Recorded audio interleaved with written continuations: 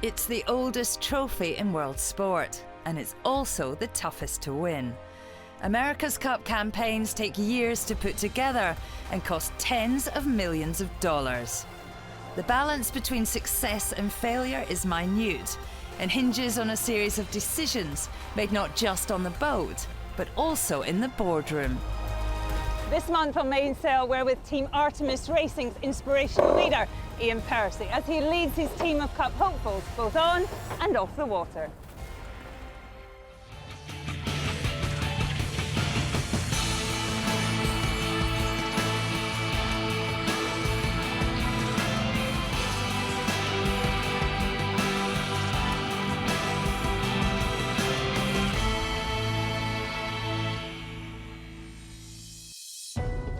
There's just over 1 year to go until one of the most anticipated America's Cups in living memory.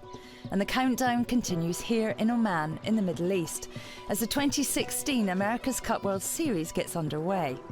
It's the first of 6 events this year that pave the way for that much talked about showdown in Bermuda in 2017. And everyone in the sport is here. Over the next 9 months, 6 teams will battle it out in the World Series that'll effectively contribute to the seeding going into the Challenger Series in Bermuda in 2017. The boats they're racing on are all the same. They're powered by wings, they fly on high-tech foils, and they're without a doubt the fastest racing sailboats on the planet. But the racing we'll see out on the water in this year's World Series is almost secondary to what else is going on behind closed doors. While the boats here in Oman are all the same, that won't always be the case. And 2016 brings with it the crescendo of a sailing arms race, the like of which the sport has never seen. Away from this World Series, each team is engaged in the development and construction of a series of test boats that will ultimately lead to the building of just one boat each to take to the Cup in Bermuda. Get the design and build of that boat right, and you could well go into 2017 with a huge speed advantage. Get it wrong, and you've wasted tens of millions of dollars. The best yachting team in the world will lose in a slow boat. An average yachting team in a fast boat will still win. If we don't make the right decisions, if we get it wrong, we'll have wasted 100 million, we'll have wasted 4 years of toil of 100 people. Skills in the boardroom, financial guile and a deep understanding of all things engineering are prerequisites. At this stage of the game, knowing when to tack or when to jibe is quite simply irrelevant. For Team Artemis Racing, the man running the show is more than qualified to call the shots on board though. He's one of British sailing's most iconic figures, a multiple world champion, a 3 times Olympic medalist. He's a man on a mission. And at 40 years old, Iain Percy is already an America's Cup veteran. He's the driving force behind one of the Cup's most established teams. But he's not just running things on dry land. Iain Percy is also sailing on the boat. It's a lot of balls to juggle in the air, but no one of those things wins you the America's Cup. It's what you do in the design office, on the water. Those things are all necessary. But you can't forget what your core business is. That's to win races. What makes you win races? Faster boats sailed the smarter way. Based in Bermuda, Team Artemis Racing are by no means new to the America's Cup. This is the second campaign the Swedish team have been involved in. Owned by Swedish energy magnate Torbjörn Törnqvist, they failed in their bid to win the right to challenge for the last Cup in San Francisco. But the focus this time out is very much on victory. There's a huge pressure to deliver. Torbjörn expects us to deliver. He always tells me last time was his first Cup, he didn't expect. He always makes it very clear he expects us to win this America's Cup. It's a grueling lifestyle, a job that sees Iain chasing the fitness of a professional athlete while maintaining focus and drive in the boardroom. Just heading up to New York for a quick meeting. We'll be back later tonight, so in an hour and a day. Percy is everywhere, he's got a huge responsibility on his shoulders. It's a difficult balance, I think, for anyone who has so much passion about just wanting to make sure everything's done properly, and he's at the base, and he'll often be here for 16 hours every day, and we have to sort of tell him to go home and you need to sleep, and then he'll be on a plane going elsewhere. It's just incredible the amount of passion he has for the team. Racing on the world's fastest sailing machines, while at the same time leading a heavily funded team towards a near impossible end goal. I think there's a lot of belief within our group, maybe that wasn't there a couple of years ago, that absolutely, yes, it's difficult, but very achievable, and we just need to do our job professionally, leave no stone unturned, and trust that the result will come out.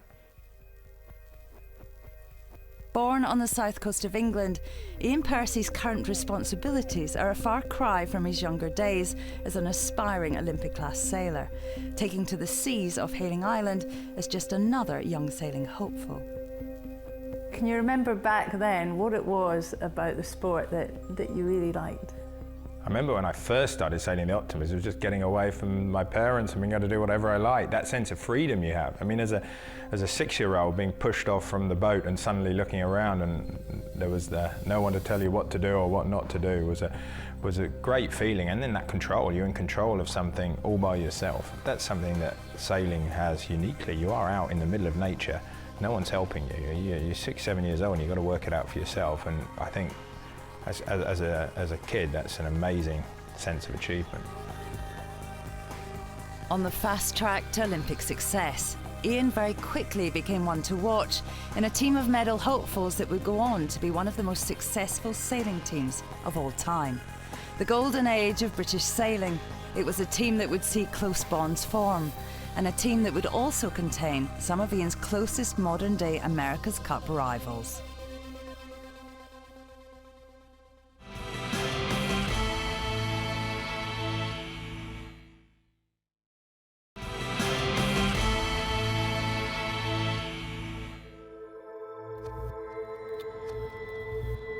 This month on Mainsail, we're with America's Cup team, Artemis Racing, and their team principal, CEO Iain Percy.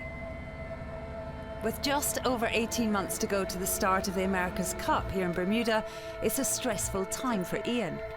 The team have just moved into their brand new base, and this week they've also taken delivery from San Francisco of their second development boat, a crucial step in the march towards potential success in 2017. It feels like quite a big day here at the base today. Yeah, I mean, first day out sailing from the new base today. T2 just going in the water now. Was sailing in San Francisco under a month ago, so been a lot of work in that last month, and I think everyone's quite proud to be putting her in for a little sail. To have achieved what we've achieved, to actually just be practically putting these boats in the water in our new base is an amazing feeling. These development boats will act as the test beds for the machines that will eventually be built to race in the 2017 America's Cup Challenger Series here in the Great Sound. Every day is vital. Time on the water is crucial. Two-boat testing is an ideal scenario for any Cup team, but having both boats out on the dock has raised unwanted attention. The journey from the shed to the water is a vulnerable time for this secret technology. And very quickly, America's Cup rivals are on the scene, and they're taking photographs, despite an existing agreement to maintain a respectful distance. Spying and subterfuge, monstrous budgets, and a corporation of over 100 employees, all nestled on an island in the middle of the Atlantic. It's a world Iain Percy seems comfortable in, but it's a million miles away from his first sailing success, single-handed in a 14-foot boat at the 2000 Sydney Olympics. The three of us, myself, you and Ben, all went into that event quite clear favourites, and that was something that instilled through the whole team, gave the whole team a confidence, and the three of us delivering was quite an amazing thing for us as a team. And I think for me personally, I'm a bit like you, I believe all the way through that I could and almost should win the event. I think that was a strong team as well, and I think having people around yourself and Ben who had performed helped, and it's been a crest of a wave that British Olympic sailing's had and ridden on for a long time. Gold in Sydney in 2000, Iain was out of the medals in Athens 4 years later. But it was gold again in Beijing, a magical time with his very best of friends, Andrew Bart Simpson. About 3 seconds before we crossed the finish line in Beijing, Andrew said to me, "Iain, we've just won a gold medal." And this was a man I trusted more than anyone in the world, just told me we'd just won a gold medal. So I had none of that doubt, it was all euphoria. I mean, it was absolutely pouring down with rain, and it really was It really was hiding our tears at that moment. As I said, it was super nice moment to share with your best friend. 4 years on from Beijing, and the pair would take on the world again, this time in a home games. Reigning Olympic champions Iain Percy and Andrew Simpson were clear favourites in the star class, and for the whole week in August they topped the rankings at their games. But in the last race, fate changed everything. Iain and Bart lost out. They took home silver. Disappointed but not despondent, Iain soon moved on. A revolution was brewing out in San Francisco Bay, and he wanted a part in it. The game was changing. The race was on to build 72-foot monsters for the 34th America's Cup, and the results were mind-blowing.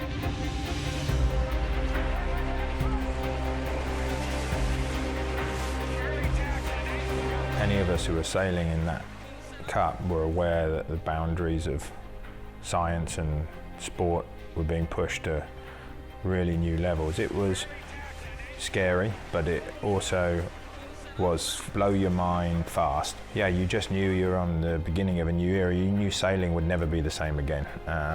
Sailing could never be the same again because it would just be boring in comparison. Every single day you knew you were going out for a full-on ride. Every day was going to be like going to the moon and back, and it was. You pushed the boundaries daily. Just 3 years on, and the evolution has continued.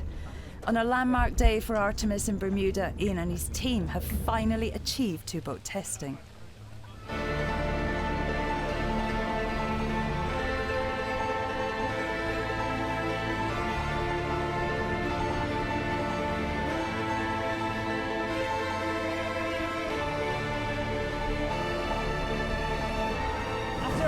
An effort to get this boat here in Bermuda. It must be quite a moment for Iain to be foiling round the Great Sound.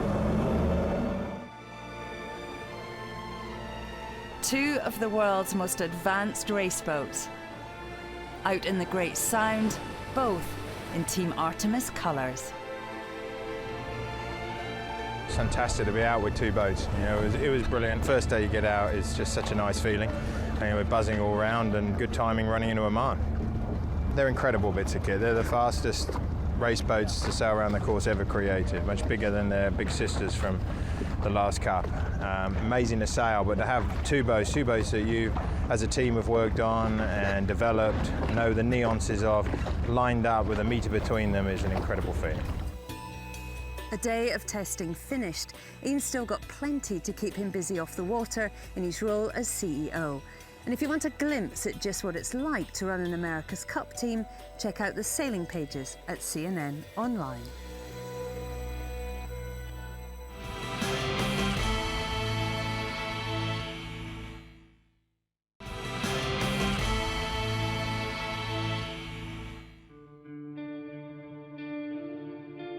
This month on Mainsail, we're looking inside the life of one of the most important men in the 35th America's Cup. British sailor Iain Percy is not just the CEO of Cup hopefuls Team Artemis Racing, but he's also hoping to be a member of the sailing team. Both positions require a full-on commitment, but Iain Percy is a man on a mission. Despite being the boss, though, he still has to fight for that spot on the boat. I honestly don't think it's a given that anyone's on the team. You know, we're very honest about how we're going to pick our sailing team, and you know, we've been sailing our second boat for a while now. It's all manually powered, and there is nowhere to hide on these boats. You're going to have 4 guys grinding. You know, at the end of the day, if you're not one of those top 4 fittest athletes in our team, you're not going to get one of those spots. For Iain at the team base in Bermuda, that means just one thing. Early mornings every morning, and a punishing regime of training before taking on a full day of business responsibilities. Yeah, it certainly gets harder.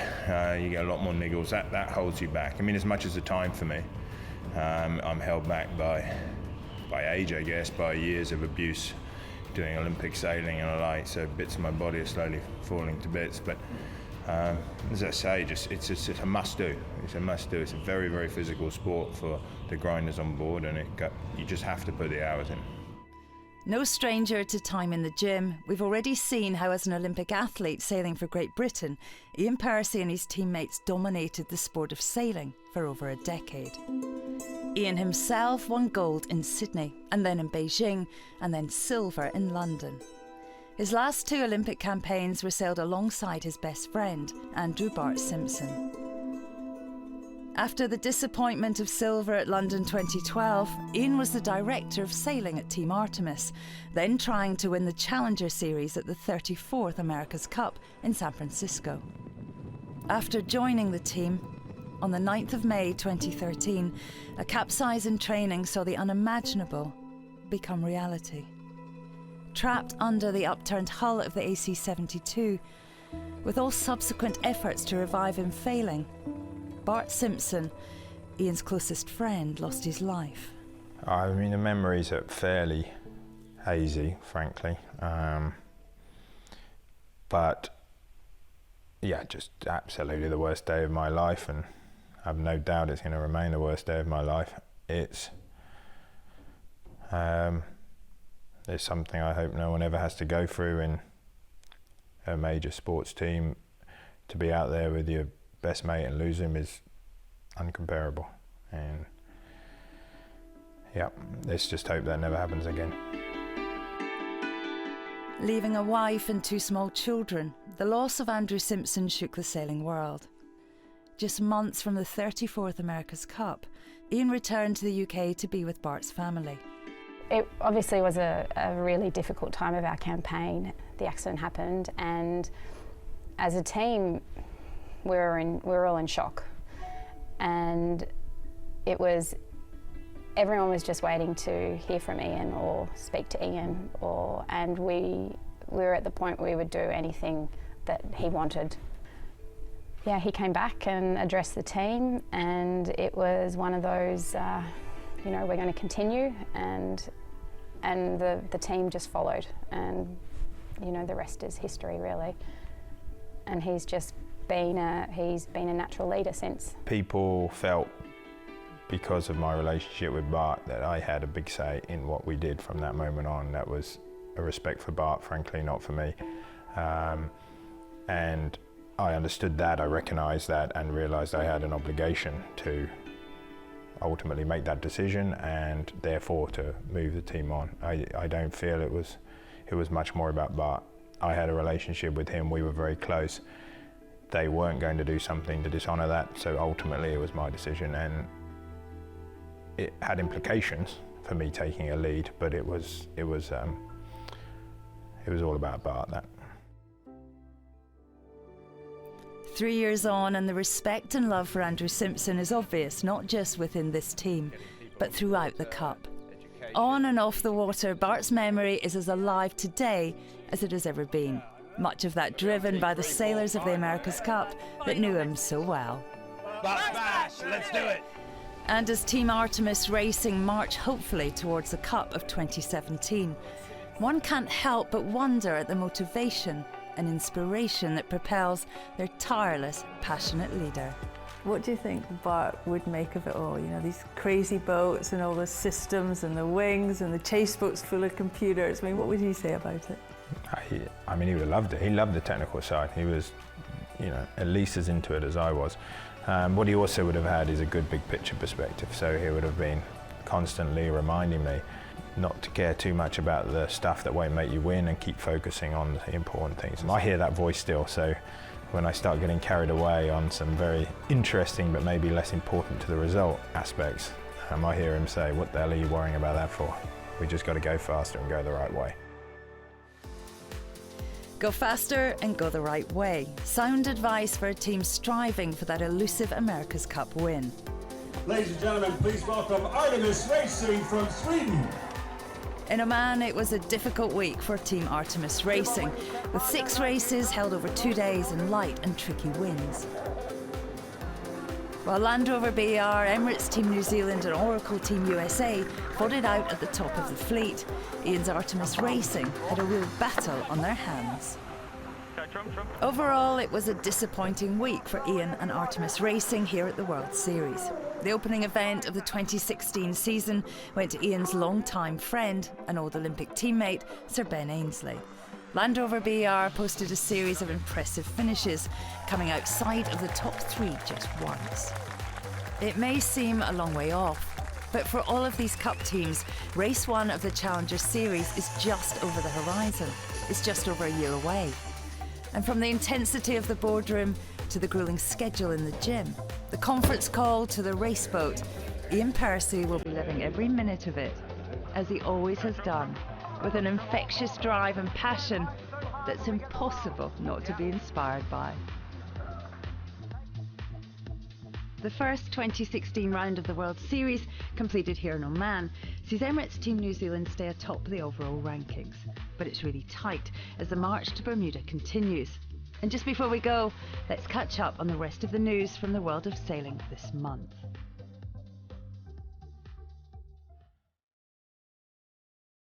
The 2016 Rolex Par 40 World Championships, hosted at the Royal Sydney Yacht Squadron, saw some of the world's top sailors competing on the stunning waters of Manly's offshore course. After 11 intense races, it was USA's Alex Ropers and his crew on board Plenty that took the title win.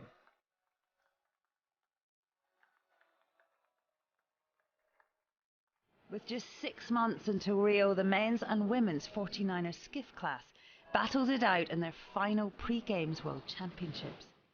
Once again, Kiwi America's Cup stars Pete Burling and Blair Took emerged victorious, their 4th consecutive World Championship win.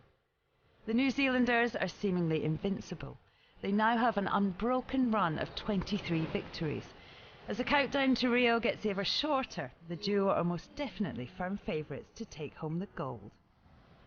For the women's class, the competition was high, but it was Spain's gold medalist Tamara Echegoyen and her crew Berta Bonanzos who emerged with the gold, going into the final medal race with an impressive points advantage and beating off their Italian rivals. 2016 is proving to be an action-packed year, and with so much more still to come, we will bring you all the latest news right here on Mainsail.